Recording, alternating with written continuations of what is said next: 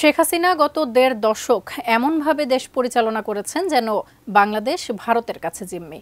আওয়ামী লীগ নেতাদের বিভিন্ন কথায়ও মনে হয়েছে স্বাধীন সার্বভৌম দেশ হওয়া সত্ত্বেও যেন দিল্লির সিদ্ধান্তই তাদের সিদ্ধান্ত। ভারত বাংলাদেশ সম্পর্ক উন্নতির কথা বলা হলেও ৫ আগস্ট শেখ হাসিনার সঙ্গে সঙ্গে সেই সম্পর্কও ঠেকেছে তলানিতে। এরই মধ্যে ভারতের ভিসাও বন্ধ হয়ে গেছে।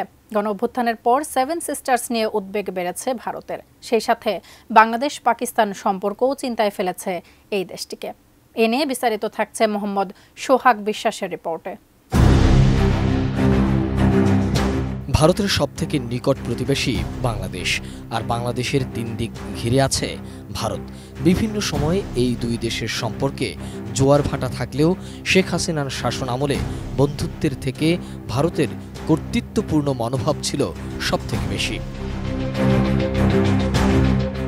বিবিসি একজন আন্তর্জাতিক বিশ্লেষকের বরাত দিয়ে জানিয়েছে, অভ্যুত্থান পরবর্তী সরকার ভারতের কাছ থেকে একটি এক্সপেরিমেন্টাল গভর্নমেন্ট হিসাবে বিবেচিত।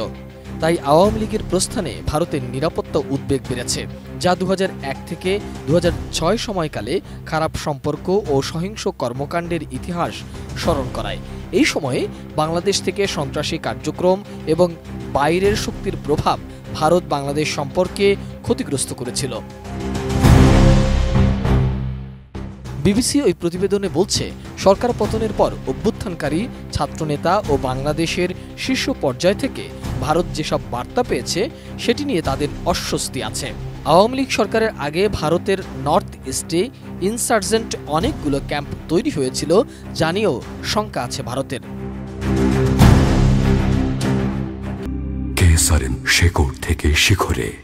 এছাড়া বাংলাদেশের সঙ্গে পাকিস্তানের সম্পর্কের গতি প্রকৃতি ভারতের দৃষ্টি আকর্ষণ করেছে, কারণ বর্তমান সরকারের সময়ে পাকিস্তান থেকে সরাসরি পণ্যবাহী জাহাজ বাংলাদেশে এসেছে।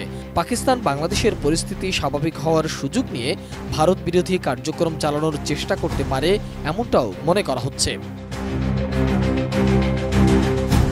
বাংলাদেশে অভ্যুত্থানের পর ভারতীয় গণমাধ্যম ও সামাজিক যোগাযোগ মাধ্যমে সংখ্যালঘুদের উপর হামলার ভিত্তিহীন তথ্য ও গুজব ছড়িয়েছে। ভারত বাংলাদেশ সম্পর্কের টানাপোড়েনের সবচেয়ে উদ্বেগের বিষয় হল ভারত বাংলাদেশ জনগণের মধ্যে সম্পর্কের চরম অবনতির দিকটি। এদিকে আগরতলায় বাংলাদেশ সহকারী হাইকমিশনে হামলার ঘটনায় ঢাকায় বিভিন্ন রাজনৈতিক দল ও সংগঠন প্রতিবাদ বিক্ষোভ করেছে। জাতীয় নাগরিক কমিটির মিছিলে সদস্য সচিব আক্তার হোসেন শেখ হাসিনাকে ভারতে আশ্রয় দেওয়ার সমালোচনা করেন এবং ভারত বাংলাদেশ চুক্তি পুনর্মূল্যায়নেরও আহ্বান জানান। সার্বিকভাবে দুই দেশের সম্পর্কের গতি প্রকৃতি এখন নেতিবাচক বার্তাই দিচ্ছে। ভারত ভিসা বন্ধ করে দিয়েছে, একইভাবে আগরতলাতে বাংলাদেশও অফিস বন্ধ করে দিয়েছে। এটি দুই দেশের মধ্যে নেতিবাচক প্রভাবও পড়েছে। ৫ আগস্ট পরবর্তী ভারত ও বাংলাদেশের মধ্যে আলাপ আলোচনার জায়গাটিও সংকুচিত হয়ে গেছে বলে পর্যবেক্ষকরা মনে করছেন।